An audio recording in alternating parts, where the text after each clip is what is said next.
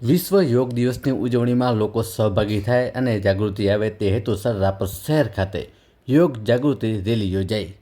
વિશ્વભરમાં દર વર્ષે 21 જૂનના રોજ આંતરરાષ્ટ્રીય યોગ દિવસની ઉજવણી કરવામાં આવે છે, ત્યારે રાપર શહેરમાં પણ 9મા આંતરરાષ્ટ્રીય યોગ દિવસની ઉજવણીના ભાગરૂપે લોકોમાં જાગૃતિ આવે અને તેને લઈને ગુજરાત યોગ બોર્ડની પ્રેરણાથી પટેલ કન્યા છાત્રાલય રાપરની છાત્રાઓ, સંસ્કાર લક્ષ્મી કન્યા છાત્રાલયની છાત્રાઓ તથા શહેરના પ્રબુદ્ધ નગરજનો દ્વારા રાપર શહેર મધ્યે યોગ જાગૃતિ રેલીનું આયોજન કરવામાં આવ્યું હતું। આગામી 21 તારીખે રાપર ગુરુકુલ ખાતે વિશ્વ યોગ દિવસની ઉજવણી કરવામાં આવશે, જેમાં બહોળી સંખ્યામાં લોકો સહભાગી થાય અને યોગ પ્રત્યે જાગૃતિ કેળવાય તે હેતુસર આજે રાપર શહેર ખાતે યોગ જાગૃતિ રેલી યોજાઈ હતી।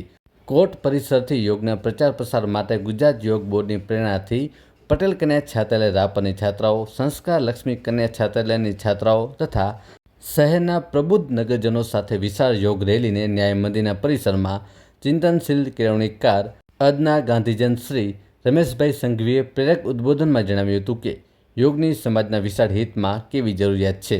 મન, શરીર અને આત્માનું મિલન એટલે જ યોગ। એ વાતને વાણી સાથે યોગ, આસન, પ્રાણાયામના મહત્વની પ્રેરક વાત તેમણે કરી હતી।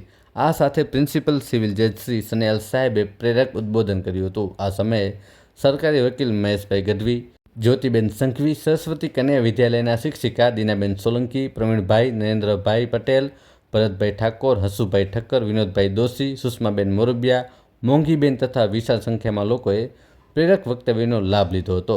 યોગ જાગૃતિ માટે કન્યાઓની વિશાળ રેલીને શ્રી રમેશભાઈ સંઘવી તથા સનેલ સાહેબે લીલી ઝંડી આપીને પ્રસ્થાન કરાવી હતી।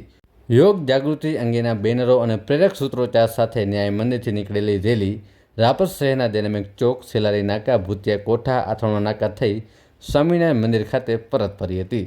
રેલીને સફળ બનાવવા ગુજરાત રાજ્ય યોગ બોર્ડના યોગ કોચ મહેશ સોલંકી, યોગ ટ્રેનરો અંજુબેન, નરેશભાઈ, પ્રીતિબેન, યશવીબેન, ધારાબેન, નિકુંજભાઈ, કૃતિબેન વગેરે ભારે જહેમત ઉઠાવી હતી।